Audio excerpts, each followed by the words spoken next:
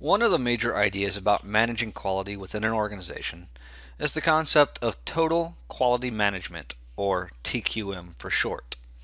In essence, it embraces quality as a key strategic concept throughout the entire organization and beyond, reaching from the suppliers back upstream the supply chain, all the way to the downstream customers. The idea is that top-level management embraces, supports, and stresses a continuing company-wide drive toward excellence in all aspects of its products and services that are deemed important to the customer. For our purposes in this class, we can think of TQM as our attempt at continuous improvement. While there are very specific definitions, etc., for each of the concepts we discuss next, I tend to think of everything falling under the large umbrella of, quote, trying to always do better, end quote, or continuous improvement.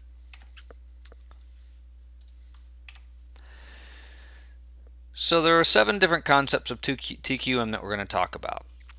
So in order to help implement a TQM system within an organization, 7 concepts are often stressed. They include continuous improvement, Six Sigma, employee empowerment, benchmarking, just-in-time or JIT, Taguchi concepts, and knowledge and use of specific TQM tools. Let's talk about these in a bit more detail. So for continuous improvement, the goal is to continually improve upon our process, product, or service. One approach is to utilize Short's PDCA model. PDCA stands for Plan, Do, Check, and Act. In the first step, Plan, you attempt to identify the issue or problem and make a plan on how you want to address it. In step 2, Do, you test the plan. You can think of this as a pilot test. As you're testing the plan, you should be collecting data that will let you measure how you are doing on your objectives. That way, in step 3, Check, you can determine how well the plan is working. If your plan is improving the process, then you move to step 4, Act. That is, you implement the plan on a broader scale. As you will notice, the PDCA model is cyclical. Even after you act, you want to come up with more improvements and go through the cycle again. Six Sigma. There are 2 different definitions for Six Sigma. One is a statistical definition, and the other references a program or approach. Recall that when talking about probability and statistics that we use the lowercase Greek letter sigma to represent the standard deviation for a population. The 6 in Six Sigma is referencing that we want all of our output to be within plus or minus 6 standard deviations of the mean. This translates to only 3.4 defects per million opportunities, which is the same thing as 99.9997% capable. The second definition refers to a highly structured approach to process improvement. It is a program designed to reduce defects, lower cost, and improve customer satisfaction. To give you an idea of the capability of a process that is Six Sigma, let's compare it to a 3 Sigma process. For every 1 million opportunities, think of this as opportunities that you could mess up, or even better, get it right. A Six Sigma process has only, on average, 3.4 defects or mistakes. A 3 Sigma process, on the other hand, has 2,700 defects for the same number of opportunities, 1 million. There are some subtleties here that we will gloss over. For example, how big is sigma?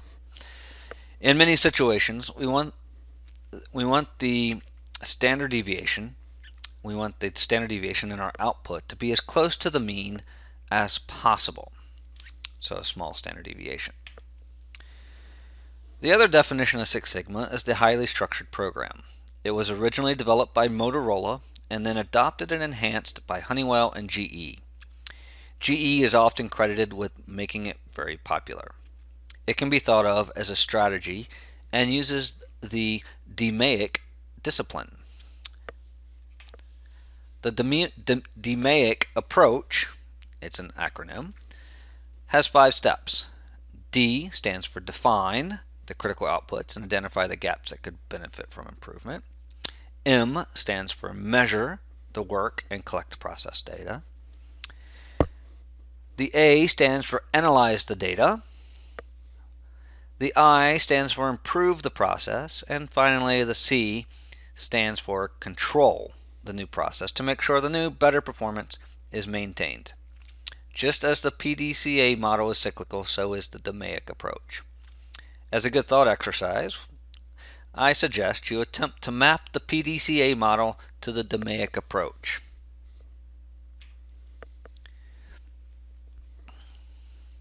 Using the program of Six Sigma, defects per million opportunities is stressed as the standard metric. A true implementation of Six Sigma program includes extensive training to its employees and focuses on champions, that is, corporate sponsors, for each project. The training allows individuals to progress to the various levels of belts. They have green belts, yellow belts, black belts, master black belts, etc. Another important aspect of implementation is the setting of stretch objectives or goals for improvement. Perhaps the most important determinant of whether or not a Six Sigma project is successful or not is the commitment from top-level management. Without clear and consistent support, the project is often doomed to failure. The next concept of TQM is employee empowerment. The idea here is that up to 85% of quality problems are due to process and material issues. The frontline employees who do their job every day have a great deal of insight about the process and what could be done better in order to improve it. So, why not empower them to make changes and decisions that will improve it? Several techniques are often associated with employee empowerment. The primary one is to move responsibility to the employees, so again, giving them the ability to make decisions. Then there are things like build communication networks to include all employees and developing open and supportive supervisors. Some organizations go as far as creating formal team structures called quality circles to advance the concept of employee empowerment. For benchmarking, we want to select best practices, often across the same or similar industries, to use as a standard for performance. The steps to benchmarking often progress from first determining what to benchmark, forming a team, who then identify the benchmark partners, allowing them to then collect and analyze benchmark data, to finally suggesting and hopefully implementing actions in hopes of reaching or surpassing the benchmark. If your organization is large enough, you may be able to use internal benchmarks from other areas of the company.